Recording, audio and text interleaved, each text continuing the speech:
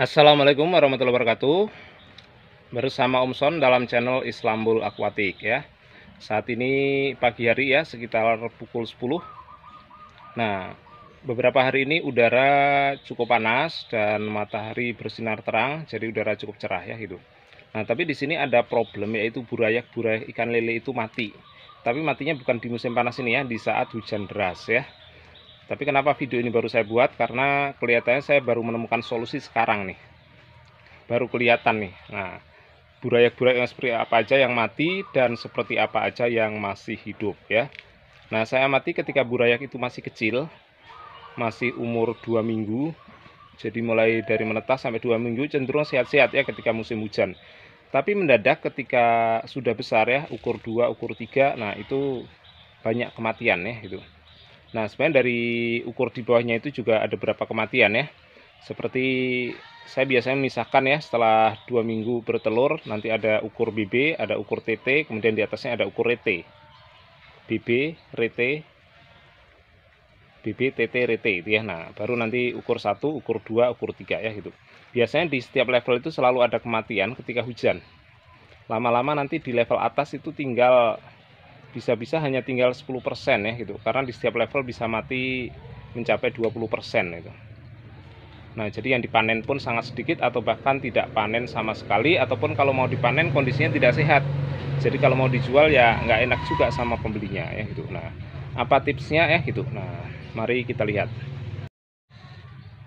Nah, di kolam ini sebenarnya ada yang mati-mati nih. Tapi sudah habis ya, sudah dimakanin temannya, karena begitu banyak yang mati saya nggak pernah ngasih makan. Ya biar saja mereka memakan teman-temannya langsung. Nah, kemudian saya cek di kolam yang lain. Di sini adalah ukur kecil-kecil. Ini adalah ukur-ukur yang belum diayak, sebentar lagi harus diayak nih. Harusnya sudah diayak gitu. Tapi karena kemarin cuaca nggak bagus ya, daripada banyak kematian ya nggak apa-apa.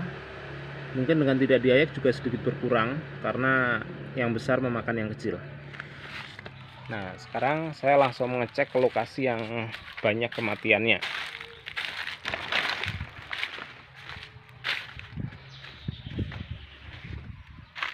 Nah, di sini awalnya sih ukur 1, cuman sudah 1 minggu lebih juga tidak saya ayak lagi. Nah, ini paling banyak kematiannya.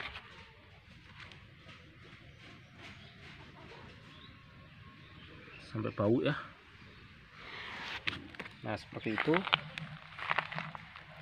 Nah, di sini ada berbagai cara ya, entah pakai pengobatan, tapi kelihatannya juga tidak manjur. Saya coba EM4 juga belum begitu ngefek. Saya coba berbagai jenis obat, kelihatannya belum. Nah, cuman di tetangga saya sebelah ini ada yang bisa melakukannya dengan lebih baik. Ternyata burayak mereka masih sehat.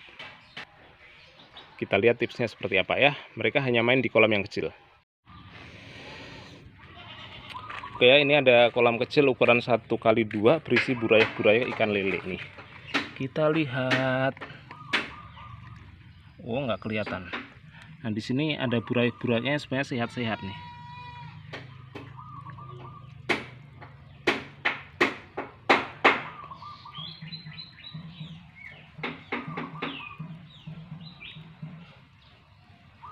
Nah, terlihat bahwasanya burayak ini cukup sehat. Ini mungkin rahasianya karena adanya tanaman air ini ya.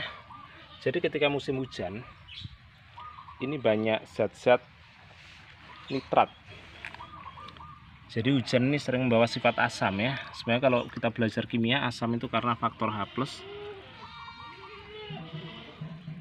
Tapi tidak mungkin H+ begitu saja muncul ya. Nah, itu karena adanya asam, sisa-sisa asam yang ada di udara ya, entah bekas pembakaran pabrik atau apa, yang berupa nitrat, sulfit dan sebagainya ya. Nah, dan itu yang bisa menetralkan itu adalah tumbuhan. Karena itulah tanaman air ini begitu penting ya, tapi jumlahnya juga jangan terlalu banyak, perlu kita batasi. Oke ya, demikian tadi rahasia utama ya gitu. Jadi sebenarnya ini masih hipotesa saya, belum tentu benar. Silakan dipraktekkan sendiri ya gitu. Tapi saya mau mencoba juga ya. mudah-mudahan nanti berhasil. Jadi untuk mengatasi itu gunakan tanaman air. Nah, di situ tanaman airnya itu ada yang nyebutnya istilahnya apu-apu, ada yang menyebut kayu apu dan sebagainya ya itu. Bisa juga nanti gunakan frog pit ya, atau mungkin enceng gondok. Tapi jangan gunakan ganggang yang ada di dalam air, nanti terlalu mengganggu kehidupan ikan. Karena mereka jadi keserimpet istilahnya. Jadi kalau jalan itu bisa nabrak gitu ya gitu. Nah, seperti itu. Jadi gunakan tanaman air yang terapung, karena dia akan bisa menghisap amonia, mengambil nitrat dan sebagainya yang itu mengganggu kehidupan ikan. Oke, itu saja. Semoga apa yang saya sampaikan bermanfaat. Sampai jumpa di video berikutnya.